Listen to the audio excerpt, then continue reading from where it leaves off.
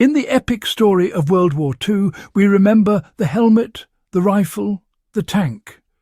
But in the shadows, a simple rectangle of canvas quietly shaped the daily life of every soldier. This was the ground sheet. No moving parts, no firepower, yet a lifeline in the mud and rain. Its main job? To keep a soldier dry and insulated from the cold, unforgiving earth. In Normandy's fields, Burma's jungles, or the Ardennes' frozen woods, a dry patch of ground could mean the difference between endurance and collapse. The ground sheet was the first defence against the elements, a patch of comfort in a world of discomfort. But it was more than a mat. Soldiers turned it into a tool of survival, adapting it for countless uses. It became a shelter, a stretcher, a shield, and a symbol of ingenuity. The ground sheet's story is a reminder. Sometimes the simplest gear is the most vital. Heroism isn't always found in grand gestures. Sometimes it's in the clever use of a humble tool. The WWII ground sheet proves that victory often depends on reliability and adaptability, not just power. In the end, it was the quiet companion, the ground sheet, that helped soldiers endure the unimaginable. Its legacy is a testament to the power of simple, well-designed equipment. Let's uncover how this unassuming canvas became a true unsung hero. The military manual gave the ground sheet one job, but soldiers saw endless possibilities. 2 sheets, some rope, and a few grommets. Suddenly you had a pup tent, a private shelter against the elements. Need to cross a river? Wrap your gear in the canvas and it becomes a waterproof bundle, floating your essentials to safety. In the Pacific's jungles, this trick kept weapons and dry clothes ready for action. Under fire, the ground sheet became a stretcher, strong enough to carry a wounded comrade. It served as a clean surface for medical supplies, or a shield to protect wounds from dirt.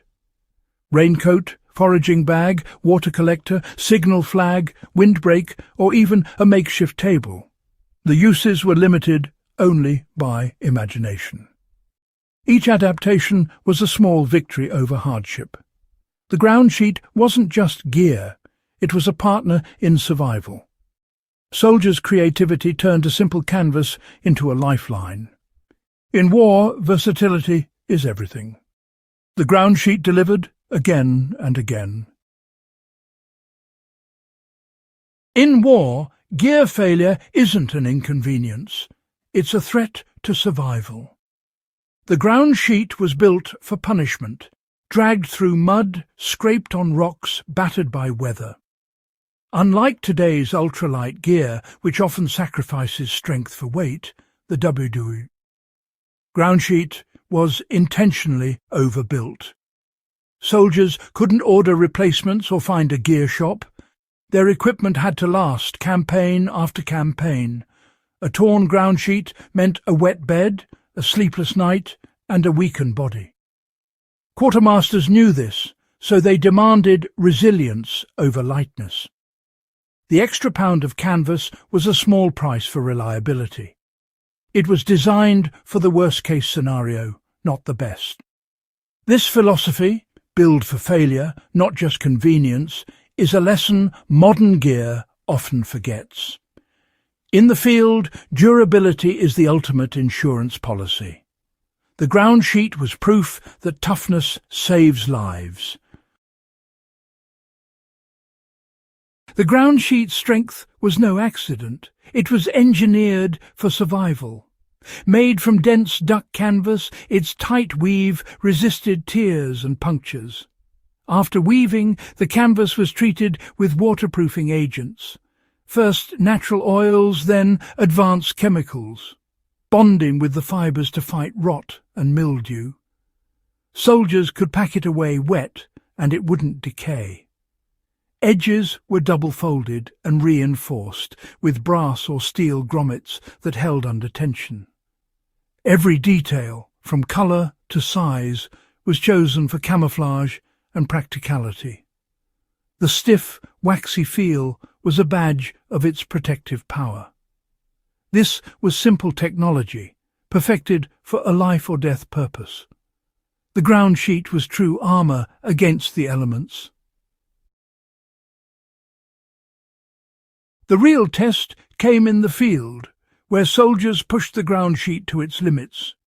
In flooded foxholes it lined the walls, turning mud into a dry refuge. In deserts it became a water basin, collecting precious rain or storing water for a platoon. Near campfires it shielded against sparks and reflected heat, or smothered small blazes. It endured sharp rocks, thorns and rubble, used as a sled, a seat or a drag mat for heavy loads. Despite relentless abuse, it held together, outlasting modern tarps. Its heavy canvas and robust build meant it could take punishment that would destroy lighter gear. The ground sheet was a survivor, just like the men who carried it. Compare a WWII ground sheet to a modern tarp, and the differences are obvious. Today's tarps are light, compact and high-tech, but also fragile. A sharp stick or stray ember can ruin them, and repairs are tricky in the field. The old ground sheet was forgiving. Thick canvas resisted damage, and a needle and thread could fix most tears. Canvas was quiet too. No crinkling in the wind, a real advantage in stealth. Its texture kept sleeping bags from sliding, and even when damaged, it stayed useful as a stretcher or bag. The modern tarp is a specialist. The ground sheet was a generalist, ready for anything. Its weight was the price of resilience and versatility. Sometimes old solutions endure for a reason. The ground sheet was built to adapt, not just to cover. The WWII ground sheet isn't just history. It's a lesson for anyone who ventures outdoors.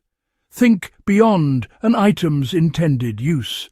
Creativity is the ultimate survival skill. Durability matters sometimes more than saving a few ounces. For serious adventures, a heavier, tougher shelter can be the difference between comfort and crisis. Traditional materials like wax canvas are making a comeback for good reason. They're quiet, tough, and easy to repair. Learning to maintain and adapt your gear connects you to a long tradition of self-reliance. The ground sheet stands for rugged simplicity and multi-purpose design. In a world of single-use gadgets, it reminds us that the best tools are often the simplest and most adaptable. Its legacy lives on, in every camper, hiker or soldier who values resilience and ingenuity.